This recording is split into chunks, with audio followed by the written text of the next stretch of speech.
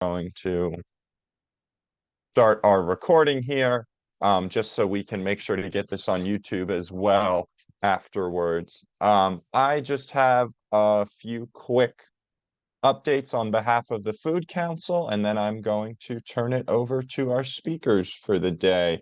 Before that, though, I want to make sure I'm looking over at my screen to make sure I get the right one. I'm going to quickly drop in our agenda for today's meeting. Good afternoon, everyone. Like I said, if you are joining us for the first time, welcome. My name is Jack Ewert. I'm a staff member here at the Montgomery County Food Council.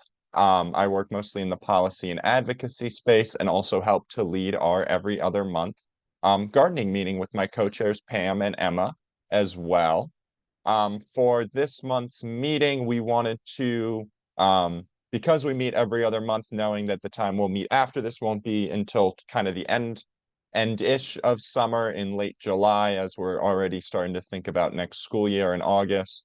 But I wanted to take this opportunity to learn a little bit more about some summer garden stuff that happens in the region as well, and some other just opportunities that we don't usually hear about in our group.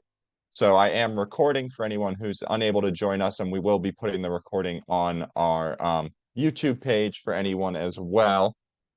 I do, just before we get started, wanted to give some updates on some upcoming Food Council events. Obviously, all of these will go into the follow-up notes as well, but just wanted to make sure they're on anyone who's interested in joining's calendar. The first one, and specifically while we're here in the meeting, I'm gonna focus on ones that I think are relevant to this group particularly, and then in my follow-up email, we'll have more of the general updates from all Food Council events. But first, I wanted to, because I thought it fit nicely in with this group, drop the RSVP link for an event that is being hosted by MANA and is being promoted by the Food Council for a site visit. I'm dropping the RSVP link right now.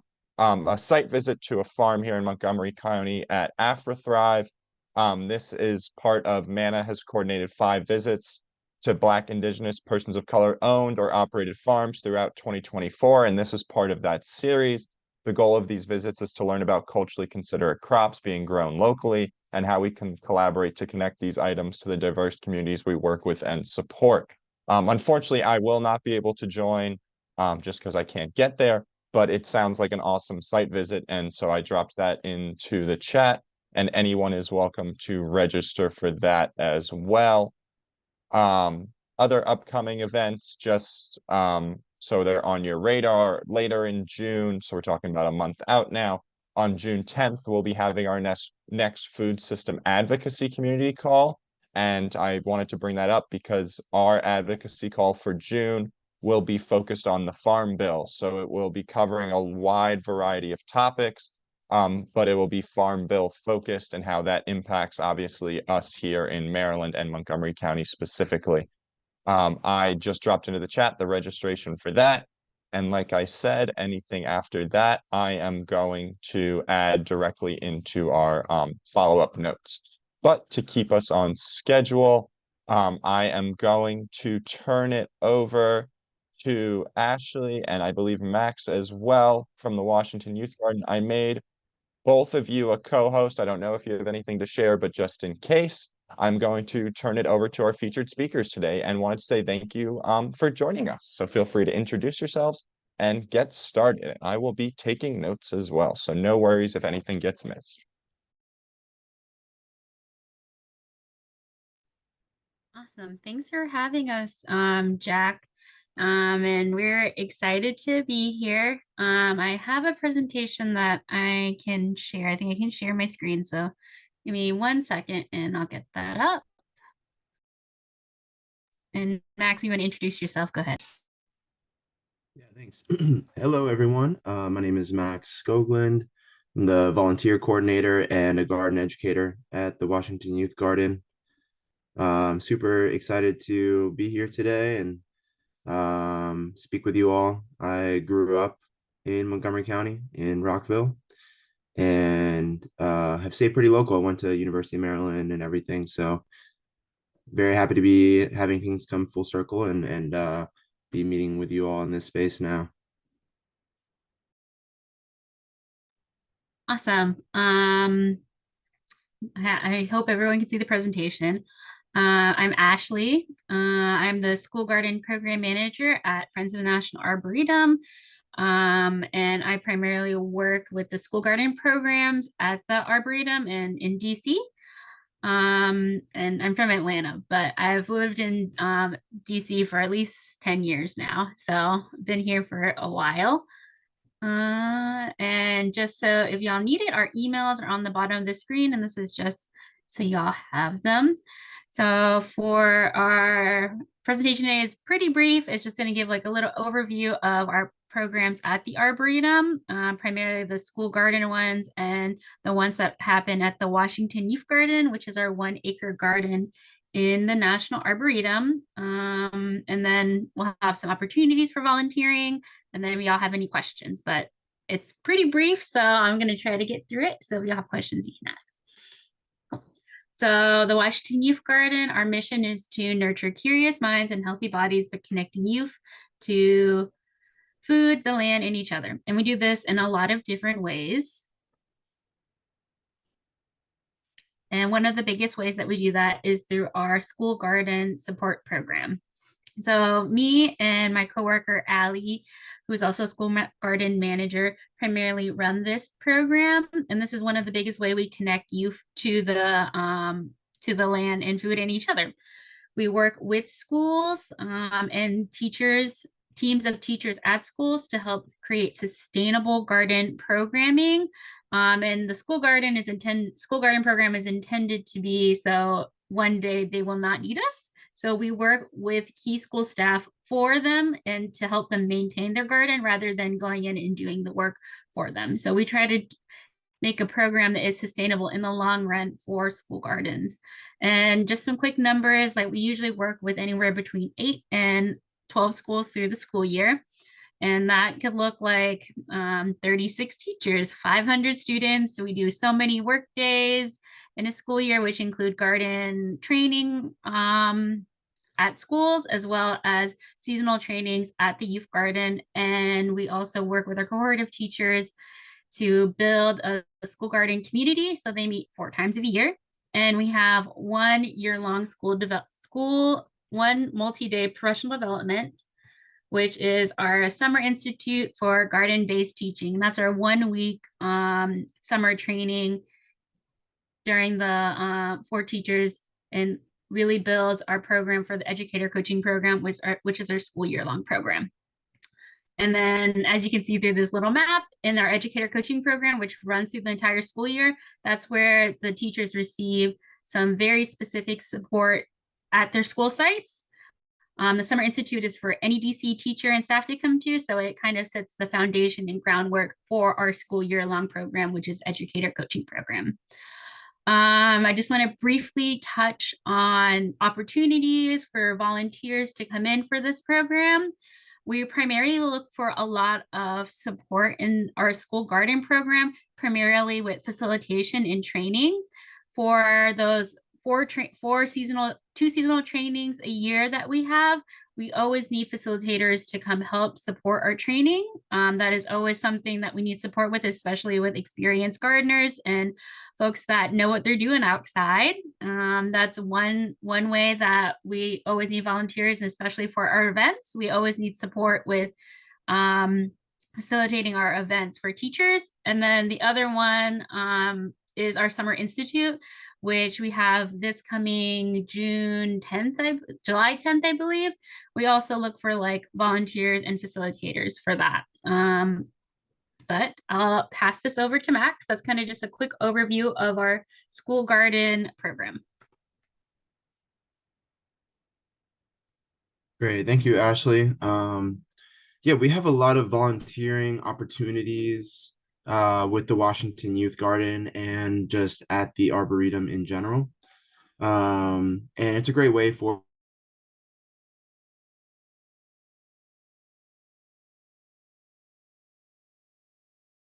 a lot of before. I know even having grown up in been too many times before I started working there.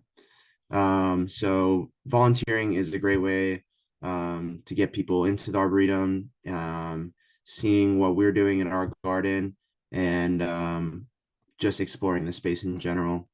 Um, so we have three main volunteering drop-in sessions every week. That is Tuesday, Thursday, and Saturday mornings from to noon. Um, During that time, we do a lot of weeding, of course, mulching, pruning, planting, all these different things. Thursdays are always a big harvest day for us because we do produce distributions at some of our partner schools in the afternoon. So every day has a little something different. Every week, things are changing, different things are being harvested.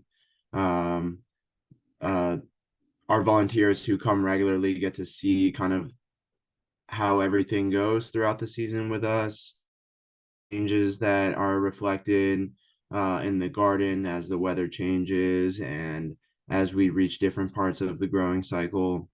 Um, so yeah, obviously those are um, limited hours in terms of volunteering. We also do accept volunteer groups at other times. Um, it's not something that we have listed here on this slide, but it's something that you could certainly email me about if you would like to set something up. Oh, there we go. Yeah, so um, with the groups, you know, we set up a different time. Can also be it's a little bit more flexible, but it's a good way to bring out a bunch of people either with the company you work for or maybe a group of people like from a subcommittee such as this.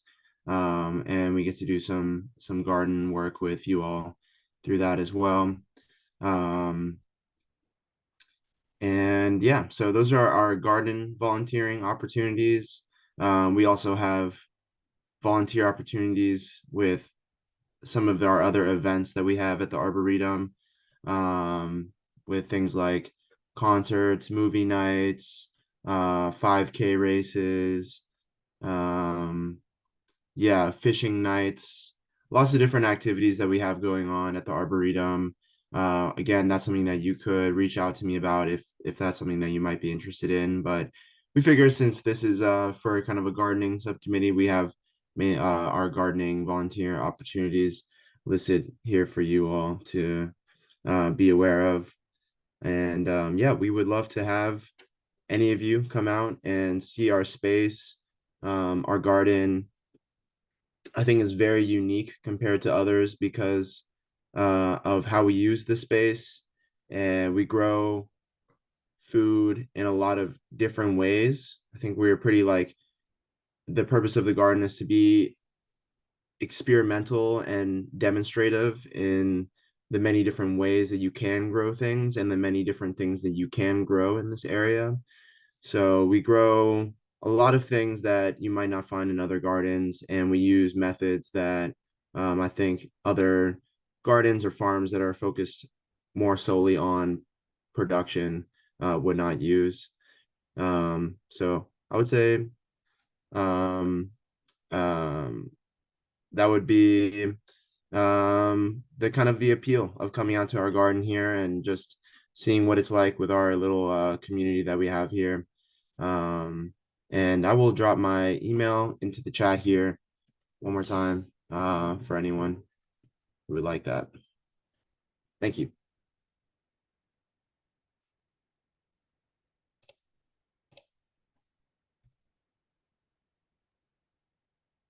Any questions?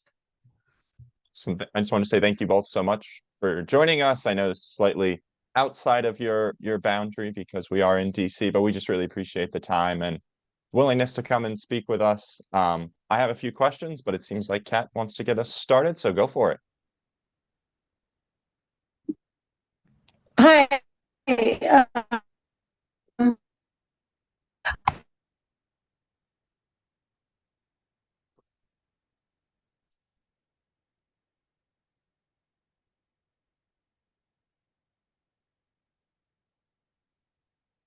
the garden is for education, and you want to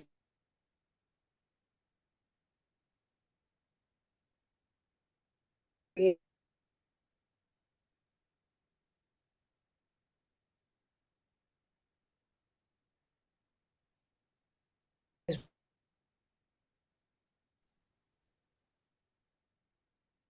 I think you're getting a bit cut off there, Kat. I know I couldn't hear the question, and I see some in the chat that couldn't as well.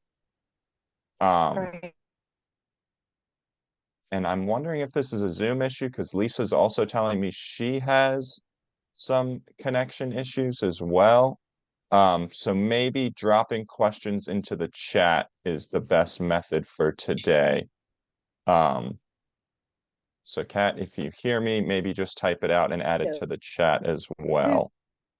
production with that too. What kind of a balance do you have?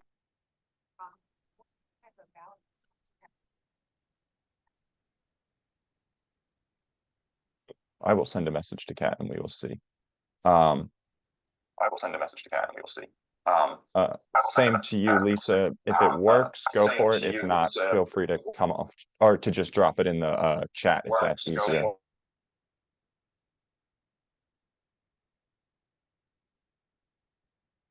Okay, let's see if this works. Can you hear me? Yeah, that sounds better off the phone. I don't know, because I'm having troubles too. So maybe it's a Zoom thing. I don't know. I'm on my phone now, so. Gotcha. Okay. Let's cross fingers. Oh, well, I just wanted to say from what I've been able to see and hear, it's really exciting to hear all that you're doing at the Washington Youth Garden these days. I used to go quite a bit when my son was a toddler. He's now just about 16, so it's been a while. And what I would love to hear a little bit about your expansion, and I apologize if I missed that. Just you know, what by what percentage or how much you've expanded, how many people you have typically managing the space, and what are you currently growing?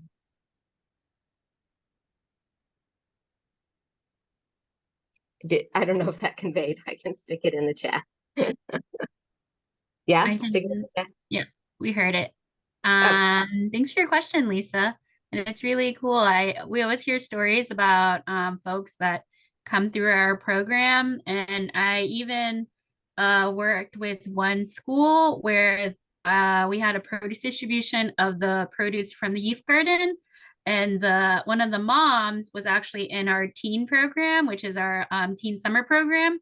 And then we were working with her son at their school, so it was kind of a cool full circle moment where you like see folks that have touched our programs in different ways, where she worked with our teen program and now we're working with her son in our education program. So it's really cool to hear how folks interact with their programs and which parts that, you know, they've worked with. For the expansion, Max, feel free to jump in with more if you like after this. I will say I don't know the most about the expansion, but it's part of our, I think, 5-year plan to expand the youth garden to be more ADA accessible, to have more growing space, and to bring things into the garden, whereas we only had one really big gate to bring in even like compost. So we're having to like put it out to outside the garden and then bring it in wheelbarrows. So now it's more accessible for the folks that work at the garden to bring in large trucks and all these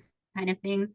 So we're really excited to finally have our fence up, and we're having a fence party, a grow the garden party, I think in 2 weeks on Saturday to celebrate the fence going up. And it's really awesome for our visibility. People don't even know that we're in the arboretum sometimes. So that fence really helps with people just even coming over to visit the garden.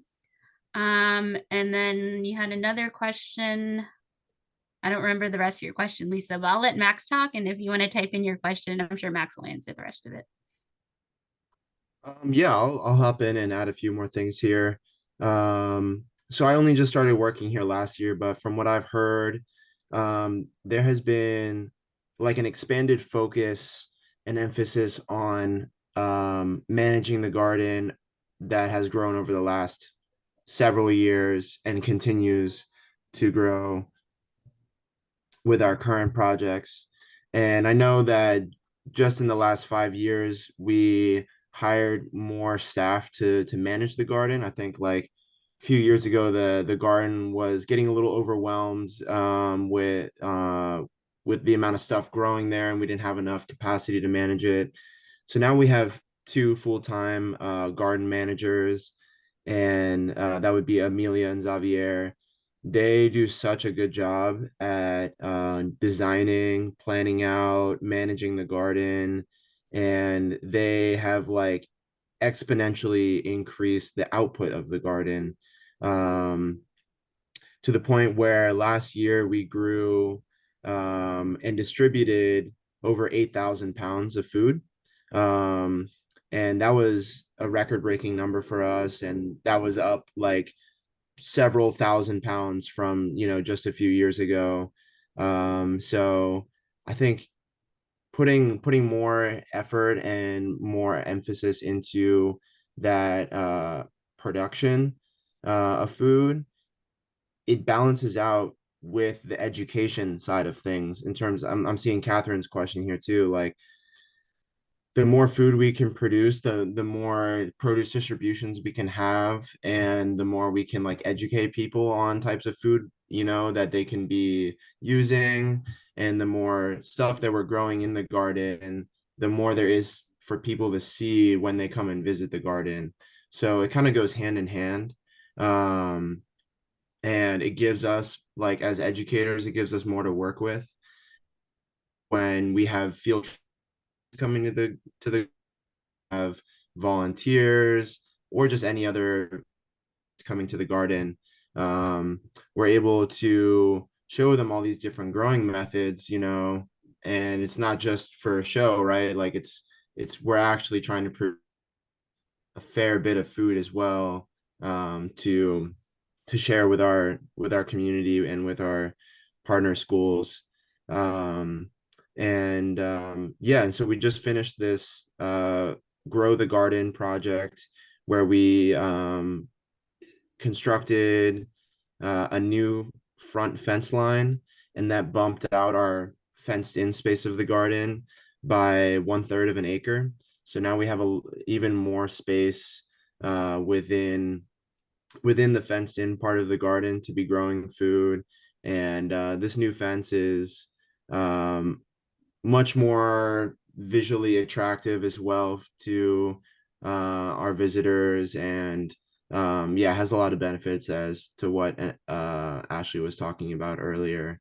So that's been a really fun development, and we'll continue down that path of trying to grow more food while also trying to invite more and more people into the space so that they can see what we're doing there. The other thing I'll just add on to Max, what he was saying about um, the production versus the education of the garden. During COVID, like everyone, we had to pivot our programs a lot. And the things that we pivoted to that we could do was provide produce for the community. So during COVID, we changed our entire production to just increase the amount of production that we could have so we could provide food for the community, because all of our other programs we couldn't do in person. And we did some online programming, but I mean, it's a little different when our program is rooted in hands-on experiences. So we definitely pivoted our program. And now that we're more in person and we're post COVID, we balance that production of food and the education of the garden, because we're using the garden as an education piece. So the production of food is a nice byproduct of what we're doing to use the space as a place for garden educators to come. So like Max said, like we show them like how we do companion planting, how we build raised beds. Like we do all kinds of workshops at our garden, And our Summer Institute takes place in the Arboretum at the Washington Youth Garden. So teachers come and see all kinds of things that we're doing. We just put up a cattle fence arch. And I will say that is like teachers come and they say, I want that in my garden. So they come and they are able to see different ways that we creatively use the space and how we grow. We use a lot of sustainable farming methods. So we use it to teach folks how to garden in their own schools. And then teachers can come and get inspiration from our garden. And I will say to Lisa's question about specific things that we grow that are culturally valued in our communities, with our produce distributions during the school year, we work with the educator coaching program, which is our school year long program.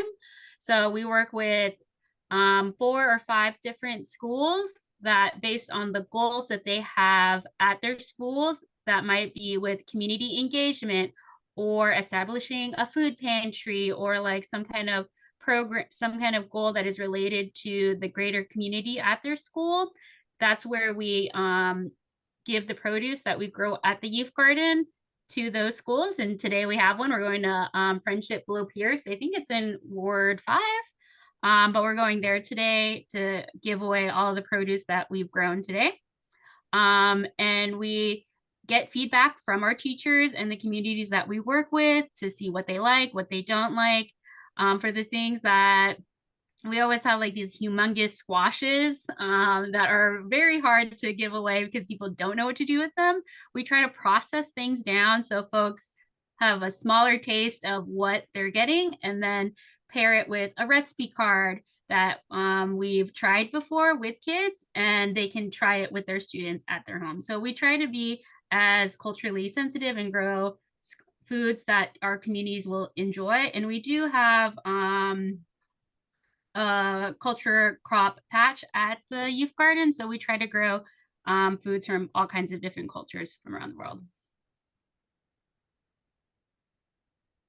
That is awesome to hear. I also just wanted to say, I also noted in terms of the expansion, it's what made me think to even ask them to join us today, as I was at the Arboretum a few weeks ago, because I live not too far away over in Brookland. So I've frequent the Arboretum whenever I have time to bike over there, and noticed the giant new fence and that the youth garden was looking very different. I was like, something is clearly going on here. And it looks awesome. It does, I will say, it also calls attention to an area of the Arboretum that I think people do forget about.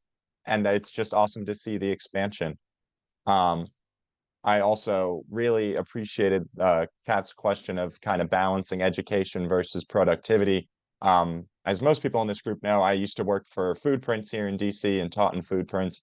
And it's always a question that we are having, because we are using those gardens fully for educational purposes, but we also make food out of them for the class and for kids to take home as well. So it's always that delicate balance of trying to figure out what's solely for education. And when it comes to elementary school, that usually means letting kids touch all over it and cut it up and learn how to pull it apart or dissect it or see the different parts of a plant or whatever it may be, versus what's the food we want to cook for class that day. So it is always a delicate balance and not always the easiest to get right. And it's awesome to see that that continues to expand as well as the space continues to expand. Are there any other questions for Ashley or Max?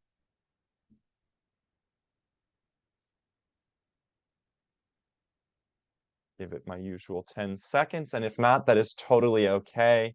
Ashley and Max, I want to say thank you so much for joining us today.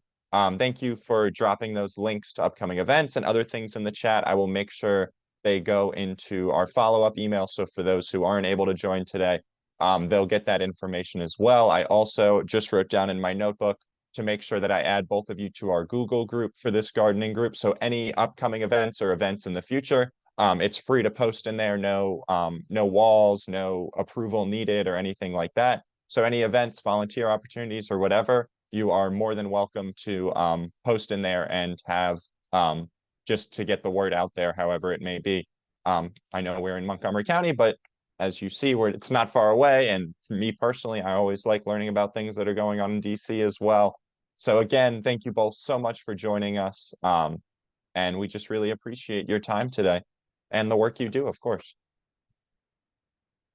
Thanks for having us. It was nice to meet everyone. Hope to see you at the garden soon. Yeah, of course. Yeah, thanks, Jack. And yeah, just like Ashley said, hoping to meet some of you in person someday, whether it be at our garden or some other events, Montgomery County. I would love to see more of what's going on in my home county there. So I'll be looking out for stuff in that Google group. Awesome. Thank you both so much again. Next up on our agenda, and I know we're slightly ahead, but we'll keep it moving as is Catherine Nardi from the Office of Food System Resilience. I'm going to turn it over to you, Catherine. Let me know if you need co-host ability, screen share ability, or if you're good. All set. Thank I figured. you. Of course. Sorry, I'm a little under the weather, but my name is Catherine Nardi. I'm a program manager in the county's Office of Food Systems Resilience. We have launched 4 new grant programs this spring, including a revised resident and community gardening grant program. We did run a similar program in spring of last year, the FY23 resident community gardening grant program. And prior to that, the program was administered by the Food Council. We received more than 15 total applications for the opportunity this year, with a budget of $200,000 and total funding requests almost at $700,000. So it has been an interesting review process. We just got our final set of recommendations back from our review panel yesterday. So we're right now in the process of kind of looking through the different recommendations that we got from our reviewers, identifying which organizations had the strongest applications and had consensus from the review panel to be fully funded.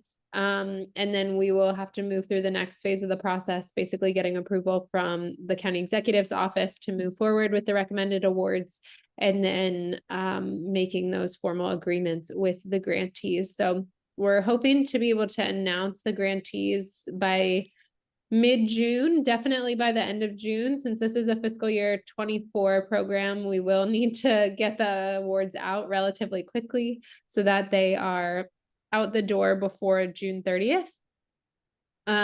We have been really grateful to use the insight from our FY23 grantees to guide this, as I said, kind of revised process this year. We learned and completely agree that the way we were structuring the grant program previously, with the application period being in the spring and awards being put out mid-summer, is not ideal for anyone's planning or planting processes.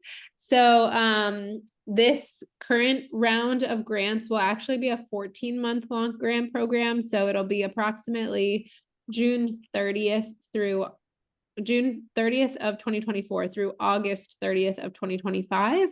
And then we'll reset the grant program for FY26 and hopefully be able to make those awards more winter time so that we can make sure folks have the funds and approvals in place before the planting season is really in full swing. We have gotten a lot of interesting questions from applicants over the past couple of months around what types of projects are eligible.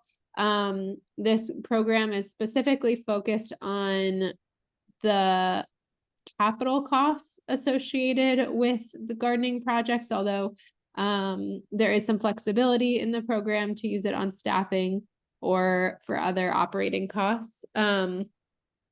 We do need all costs to align closely with the goals of the program, which are to increase access for residents to gardening opportunities. And so we are working closely with the FY23 grantees as they're wrapping up and starting to submit their end of year reports over the next couple weeks to make sure that everything that they did was in alignment with the goals of the FY23 grant program. And similarly, we'll do that from the get-go with the FY24 grantees, making sure that everything included in their project budgets are compliant with the goals of the grant program. We should be able to share some outcomes from our FY23 grant program later this summer. Like I said, the FY23 grantees, their performance period is actually through tomorrow. So they'll be submitting their final reports in the next couple weeks into the end of July, I think. And then we'll be summarizing that data and happy to share with anyone who's interested. We, I think, had anticipated that the FY23 grantees would reach close to 2,000 residents total across all the different programs. And we'll be able to report back based on the data we get in their reports on how many total residents, how many total zip codes were reached. And the data collection requirements for FY24 are a little bit stronger and more rigid. So hopefully next year we'll have even better data to share. But that's all I have for now. So thank you so much, Catherine, as always. Gonna open the floor up to see if anyone has any questions for you. I also know most people in this group have your email, so if anyone's questions pop up in the next couple of hours, they're obviously able to reach out to you that way as well. And always just appreciative of your willingness to join and share more information. I also appreciate the update on the gardening grants. Someone asked me earlier today and I was slightly confused as well, so I appreciate it. Now I can give people an answer as well. Yeah, no problem. And I'll just say that once we get approval from the CAO's office, basically all of the applicants will actually get a notification letter of whether or not their application is being funded fully, partially, or not at all. And then we will send over the grant agreement for the grantee to sign. That'll then go to the office of the county attorney for signature, and then it'll go to the county executive's office again for signature, and then it'll go back to the grantee. So with other grant programs this spring, that's taken about a month, but like I said, because this is an FY24 program and funds are about to expire at the end of June, we're hoping to get them out as soon as possible. I did have one quick question, Catherine, that you might not have an answer to, or might with the FY25 budget just being voted on and passed, do you know anything about, will these programs continue into next year or expanded or anything? Just wondering if you had any updates on what this will look like, maybe like a year from now. Yeah, so since this grant cycle goes through the end of August of 2025, by that point, we will know what the FY26 budget looks like. So there's actually not any funding in the FY25 budget for garden grants. It'll skip a year and just be in the FY26 budget. So that, again, we can put that out hopefully in the fall of 2025, winter of 2025, and be better aligned to the growing season. Gotcha. So that kind of gap of extending it 14 months and then a couple months blank in the end of 2025 allows that kind of alignment going 2026 forward. Gotcha. Yeah, exactly. Gotcha. So a year from now, when obviously we're just doing the FY25 budget, a year from now, we'll learn about the FY26 budget and learn about those things as well. Okay. Yeah. Just keeping it in line in my head. It's a little confusing. It took me a while. Yeah. No worries.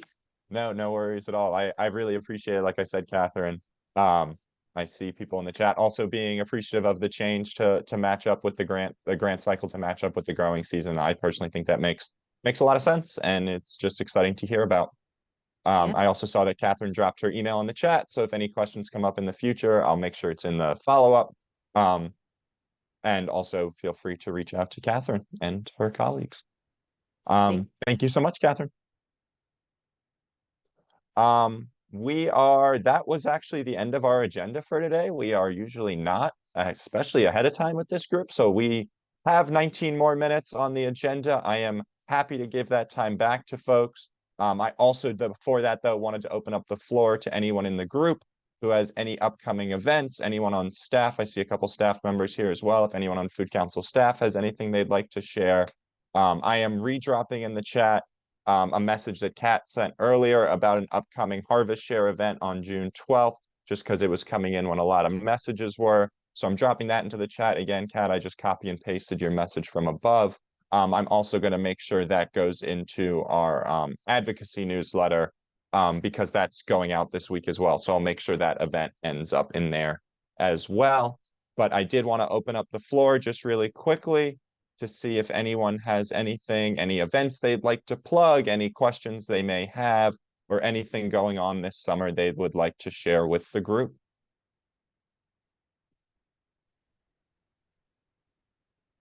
Hey Jack, how's it going? Good, good to see How's you, it going, Lauren. everybody? I just want, oh, my camera. All right, that's great. I just wanted to sort of plug that on June 13th, I think it's oh boy, now I can't remember the exact time. It's in the afternoon, and I will drop the link in the chat. Manna Food Center is organizing a site visit to AfriThrive, and they're extending a special invitation to Montgomery County Food Council so we can tour the AfriThrive site and see their amazing, food that they grow, their culturally appropriate crops that they grow. And thank you, Jack, for dropping the link in the chat. And they're also going to discuss issues of equitable land access, particularly in Montgomery County, and their challenges with accessing land to grow food. So that's going to be something we're attending. Please come by if you would like.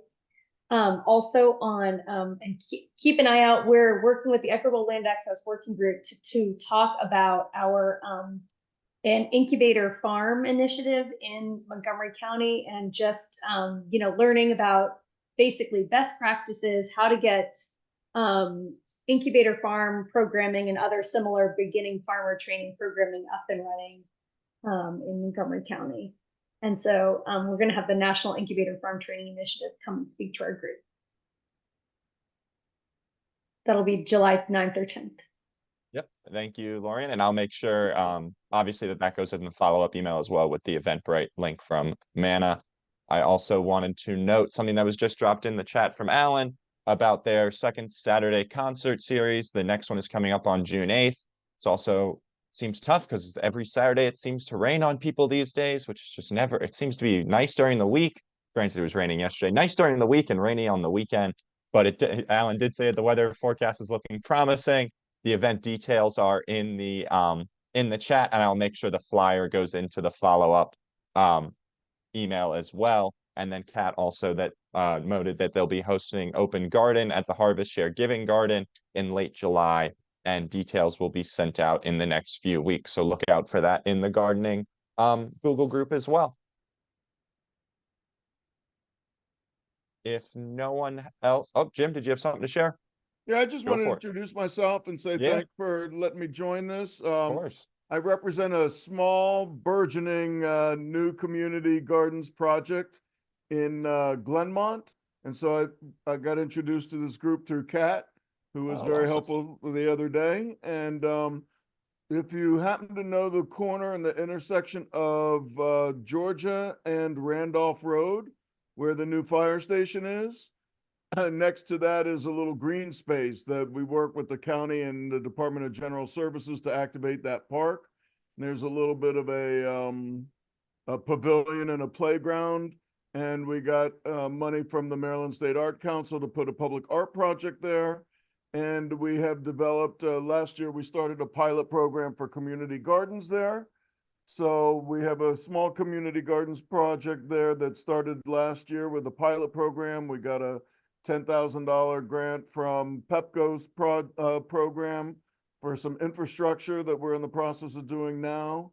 And we are not part of the county parks program. We're an independent program that grew out of the community, and we have about 12 raised beds currently and 4 in-ground plots. And we have a 1,500 gallon cistern that DEP kindly donated to us. And so we're looking for resources and partnerships with other groups to help with expertise and to grow and to expand and other opportunities. So that's why I just mentioned it. We are part of the Glenmont Forest Neighbors Civic Association that represents about 900 to 1,000 homes there. And I also happen to be part of WUDAC, the Wheaton Urban District Advisory Committee. So anyway, I just put it out there that we have another small community garden project that is in the Montgomery County, Glenmont area, and we are anxious to get any additional knowledge and resources available to help us grow this into a sustainable garden from here on out. Thanks. Yeah, awesome. Thank you so much, Jim, and thank you, Kat, for making the connection. Jim, would you mind just adding your email into the chat?